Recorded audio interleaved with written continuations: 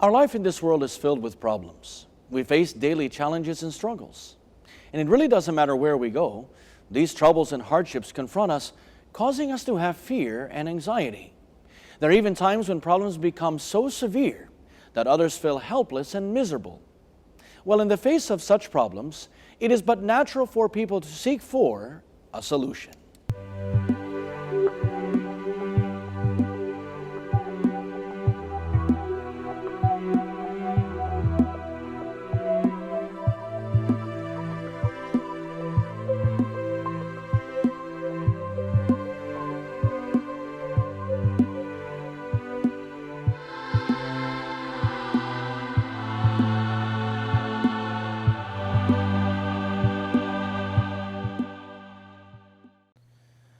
The separation of the family unit has resulted in widespread problems that threaten to tear apart the fabric of our society. Divorce, domestic violence, and juvenile delinquency are just a few of the social evils and dilemmas that each family unit grapples with on a daily basis. Studies show that divorce rates in many countries have reached up to 50% and beyond. Almost 30% of all women globally have been victims of domestic violence. A shocking 75% of crimes committed in the U.S. are perpetrated or committed by high school dropouts. Family counselors and government-run programs attempt to address and resolve such problems, often with only marginal success. What is the solution presented by the Bible? This is what is stated in Deuteronomy 6:6-7, and then verse 2. Write these commandments that I've given you today on your hearts. Get them inside of you, and then get them inside your children. Talk about them wherever you are, sitting at home or walking in the street. Talk about them from the time you get up in the morning to when you fall into bed at night. This is so that you'll live in deep reverence before God lifelong, observing all His rules and regulations that I'm commanding you and your children and your grandchildren, living good, long lives. Parents need to fulfill their parental obligations. Teach the commandments of God at home. For families besieged with crises, God's commands are a powerful weapon in protecting their households and ensuring their prosperity and stability. What is one of God's commands to married couples so that they can safeguard their marriage? The Bible teaches in Hebrews 13:4. Marriage is to be honored by all, and husbands and wives must be faithful to each other.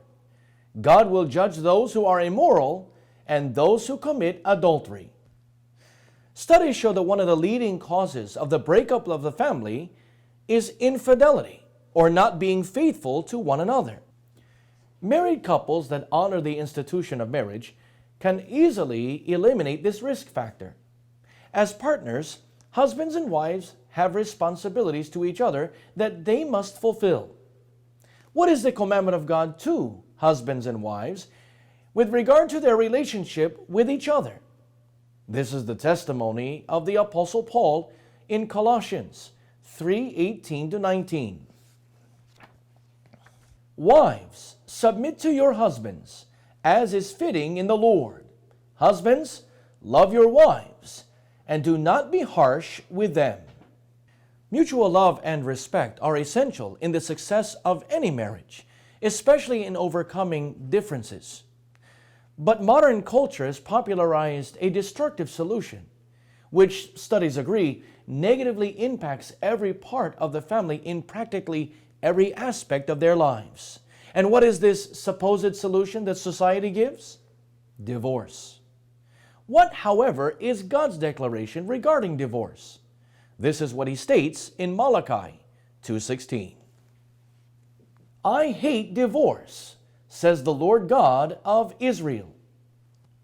So married couples should never consider divorce as an option to solving their marital issues, because this is against the will of God.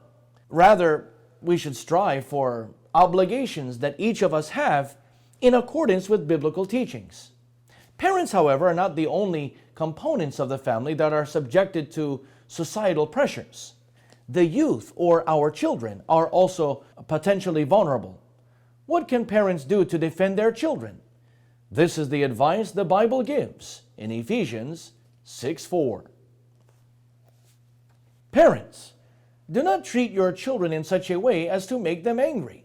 Instead, raise them with Christian discipline and instruction. In order to combat the negative influence of peer pressure in the lives of our children, parents should teach their children Christian values and ensure that they're implementing these in their lives. These are the parental obligations that every parent in the eyes of God has. But how should children then respond to such instruction? What would be the benefit for them? This is what Apostle Paul again says in Ephesians 6:1-3.